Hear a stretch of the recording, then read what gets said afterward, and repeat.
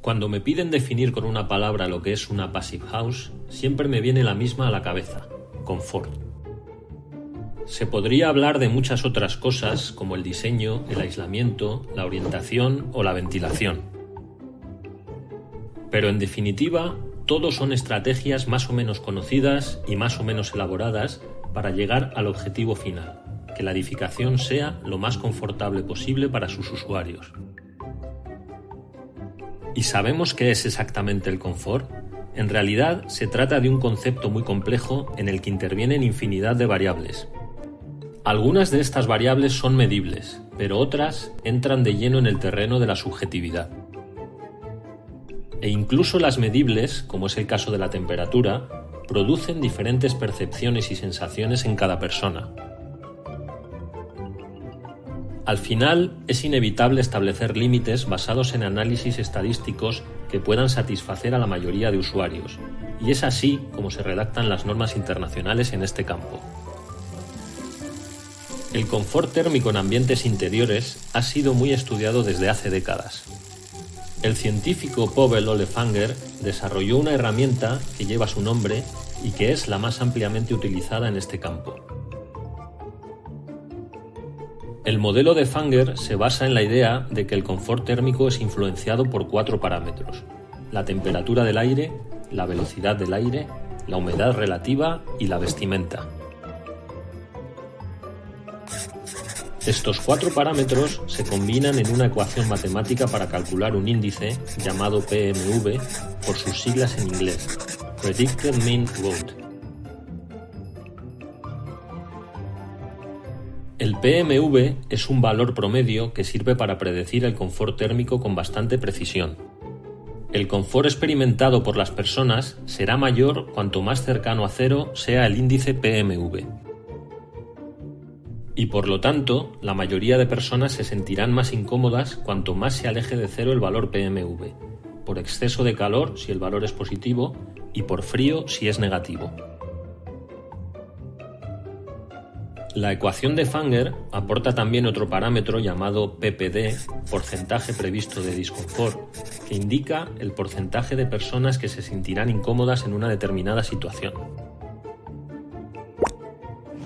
Con esta ecuación se pueden elaborar gráficas muy útiles que relacionan el índice PMV y el parámetro PPD.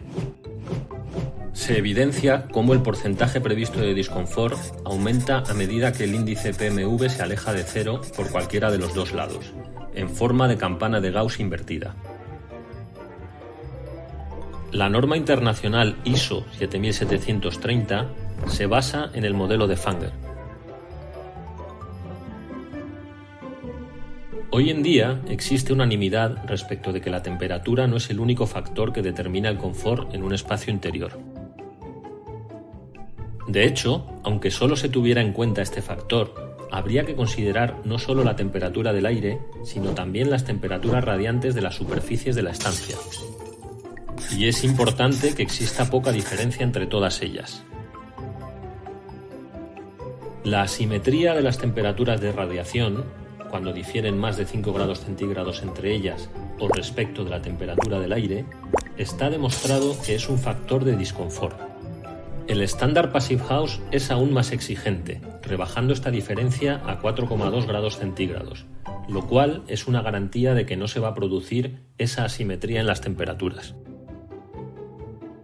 Aunque con la calefacción se pueda llegar a una temperatura del aire aparentemente confortable, si la estancia no está bien aislada, probablemente el usuario medio se sentirá incómodo porque habrá superficies radiantes a una temperatura muy inferior.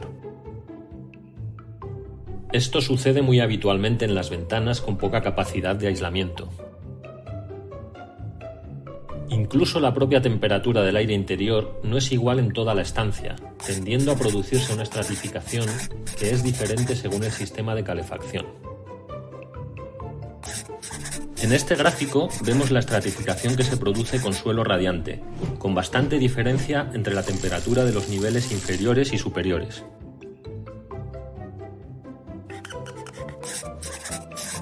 Con techo radiante, el esquema es muy diferente, con el nivel de suelo y el de techo más calientes que el resto de la estancia.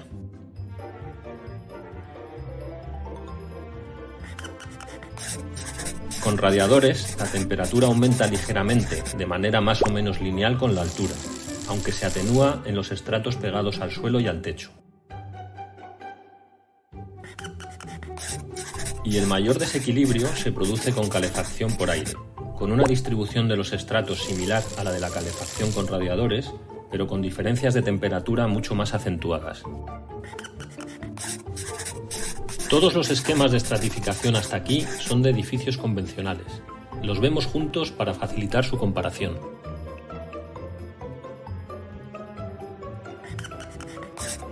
Pero en este último gráfico vemos la estratificación ideal, muy cercana a la que se consigue en una passive house, con poca diferencia de temperatura entre los distintos niveles y una transición muy gradual. El arquitecto israelí Baruch Givoni desarrolló también una herramienta gráfica muy útil, conocida como diagrama de Givoni.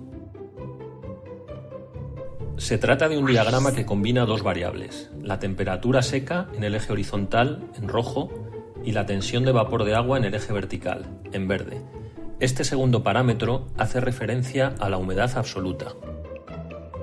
Sobre estos ejes se representan una serie de curvas de humedad relativa, en azul, siendo la curva del 100% el límite donde el agua precipitaría, el llamado punto de rocío.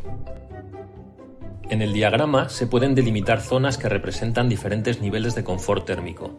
En este caso, hemos sombreado en amarillo la zona de confort para el verano. Para cada combinación de temperatura y humedad, podremos ubicarnos en el diagrama y valorar el grado de confort. Y si fuera necesario, estudiar la manera de entrar en esa zona de confort establecida previamente. El diagrama de Givoni es una herramienta útil para evaluar y comparar diferentes estrategias de diseño para el confort en los edificios, como puede ser la humidificación, la deshumidificación o la ventilación. Veamos en qué consisten estas estrategias. El control de la humedad relativa en el ambiente es vital para asegurar el confort. Se puede modificar la humedad de forma directa con aparatos humidificadores o deshumidificadores que modifican la humedad absoluta y por tanto la relativa. Esta estrategia se vería en el diagrama de Givoni como un movimiento vertical, ascendente si se aumenta la humedad absoluta y descendente si se disminuye. El resultado es que la temperatura representada en el eje horizontal se mantiene, pero saltaríamos de curva en lo que se refiere a la humedad relativa, por lo que la sensación de calor percibida cambiaría. Pero la humedad relativa puede modificarse también a través de la temperatura, manteniendo invariable la humedad absoluta. Como vemos en el diagrama de Givoni, para una misma humedad absoluta, la humedad relativa aumenta si se baja la temperatura y disminuye si se sube la temperatura.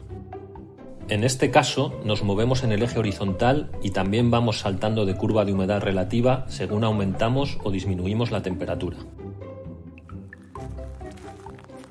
Esta es una cuestión vital en la búsqueda del confort. Y todos hemos experimentado lo diferente que es la sensación de frío o de calor en función de la humedad y cómo nuestro cuerpo tolera temperaturas más extremas cuando la humedad relativa es más baja. La estrategia de ventilación es también muy útil, ya que mejora la sensación térmica y ayuda a desestratificar las temperaturas. Hablamos en este caso del simple movimiento del aire, no de su renovación, de los ventiladores de techo de toda la vida. El movimiento del aire nos da una sensación de frescura debido a la evaporación del agua contenida en los poros de nuestra piel y a la eliminación de calor por convección. Además, el aire caliente tiende a subir, quedándose en las capas superiores junto a los techos de las estancias. En invierno, la ventilación en el techo hace que ese aire circule y vuelva a bajar, aumentando la temperatura en los estratos inferiores a niveles más confortables. Otra estrategia de confort muy común es la ventilación cruzada, en este caso sí con renovación del aire. Abriendo ventanas en fachadas opuestas, se consigue que el aire circule de forma natural por diferencia de presión. A los efectos beneficiosos anteriormente descritos y debidos al movimiento, se suma la mejora en la calidad del aire y además, si es más fresco en el exterior, se consigue un descenso directo de la temperatura. Suele ser una práctica muy recomendable en las noches de verano, incluso en las Passive House, que al disponer de ventilación mecánica con recuperación de calor, no necesitan ventilación natural para renovación del aire. Otro aspecto que influye directamente en el confort de los usuarios es la incidencia directa del sol sobre las ventanas.